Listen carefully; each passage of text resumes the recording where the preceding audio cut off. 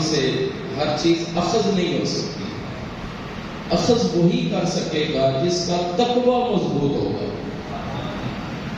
جس کے دل میں تقوی کا نور ہوگا. قرآن ہر ایرے گہرے نتھو خیرے کو ہدایت نہیں دیتا.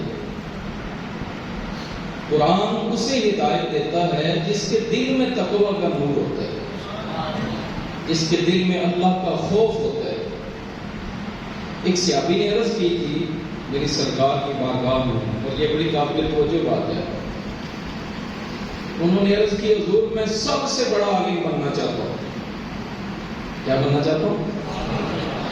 صرف عالم نہیں، سب سے بڑا عالم. میری سرکار نے فرمایا تھا اپنے دل میں اللہ کا خوف پیدا کر، میرا رب تجھے علم کے خزانے عطا فرما دے. اپنے دل میں اللہ کا خوف. ایک بہت بڑا عالم ہو لیکن اگر اس کے دل میں اللہ کا خوف نہیں ہے تو اسے علم بلا دیا جائے گا. اور اگر اس کے دل میں اللہ کا خوف ہے پھر امام راضی فرماتے ہیں کہ عرش سے علم نازل ہوتا ہے اس کے سینے پر، جسے علم لدنی کہا جاتا ہے. قرآن ایک بڑی عظیم کتاب ہے. ہاتھ کھڑے نہیں کرواؤں گا اور نہ ہی میں اس چیز کا عادی ہوں. اگر رمضان کے علاوہ ہاتھ کھڑے کروائے جائیں نا کہ روزانہ کون قرآن پڑھتا ہے، ہو سکتا ہے چند لوگ ہاتھ اٹھائیں. یعنی قرآن سے تعلق ٹوٹ گیا ہے، قرآن سے ربط ٹوٹا ہے. اور یہی وجہ ہے کہ امت ماری ماری پھر رہی ہے. دنیا کا کوئی کونا ایسا نہیں جہاں یہ ذلیل نہیں ہوگا. اقبال نے فرمایا ہے وہ معزز کے زمانے میں مسلمان ہو کر ہم خوار ہوئے تارک قرآن ہو کر. فرمایا پہلے لوگوں کو رب نے عزت عطا فرمائی اس لیے کہ وہ سچے اور سچے مسلمان تھے. آج ہم خوار ہو رہے ہیں کہ قرآن کو ہی چھوڑ دیا، اور جن کے پاس قرآن جیسی کتاب ہو انہیں پھر کسی اور طرف جانے کی کیا ضرورت ہے. اور ایک حدیث پاک میں میری سرکار نے فرمایا مسواک کر کے قرآن پڑھا کرو. بڑی مزیدار حدیث ہے. صحابہ نے عرض کی یا رسول اللہ اس کی کیا وجہ ہے؟ فرمایا جب میرا امتی قرآن پڑھتا ہے نا تو فرشتے اس کے منہ سے بوسہ لینے کے لیے آتے ہیں، اس کا منہ چومنے کے لیے آتے ہیں. اب آپ اندازہ لگائیں جب ایک بندہ قرآن پڑھ رہا ہو اور فرشتے اس کا بوسہ لینے آئے پھر اللہ کی نظر میں اس کا مقام کیا ہوگا.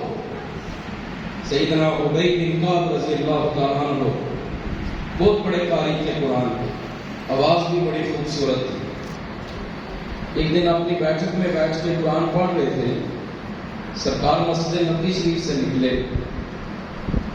ان کے حجرہ جو تھا بیٹھک اس کی باہر والی کھڑکی کھلی ہوئی تھی. جب سرکار اس کے پاس سے گزرے نا تو اندر سے ان کے قرآن پڑھنے کی آواز آئی. حضور رک گئے. اب پتہ نہیں کس کے دل میں یہ بات اترے گی. وہ ساری رات قرآن پڑھتے رہے. کمری والا ساری رات کھڑے ہو کے تلاوت سنتا رہا. حضور ساری رات اس کی تلاوت سنتے رہے. صبح وہیں سے مسجد نبوی شریف کے فجر کی نماز پڑھائی. حضرت ابی بن کعب بھی نماز پڑھنے آئے. جب نماز پڑھ چکے نا تو حضور نے فرمایا ابی مبارک ہو تمہیں، اللہ نے تجھے لحن داؤدی دی ہے. حضرت داؤد علیہ السلام کی آواز بڑی سونی تھی. جب زبور پڑھتے تھے نا تو اڑتے ہوئے پرندے بھی بیٹھ جاتے تھے.